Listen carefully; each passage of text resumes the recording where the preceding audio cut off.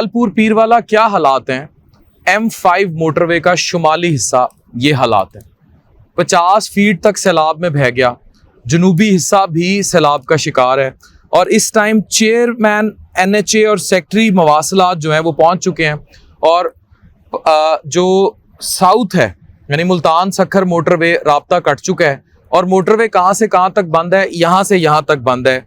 ये त्रिंडा मोहम्मद पनाह और उच्च शरीफ तक ये अब बंद है।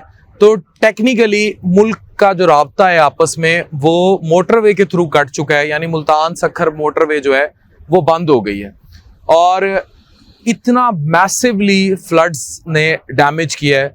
तो आप खुद सोचें कि जलालपुर पीरवाला सिटी, सीतपुर, सुल्तानपुर, इनका क्या हालात होंगे, कितना यहाँ रीहैब की ज़रूरत आगे पड़ने वाली है जब ये लोग वापस जो है बसेंगे और क्या सैलाब पीछे छोड़ के जाएगा और कितनी मुश्किल में है। They need us. आप फिर देखें कि M5 मोटरवे के फ़िलहाल कोई चांसेस नहीं है ये अभी खुलेगा और ये तस्वीर भी मुझे सुबह मौसूल हुई। ये हालात हैं, सो प्लीज़ हेल्प देम।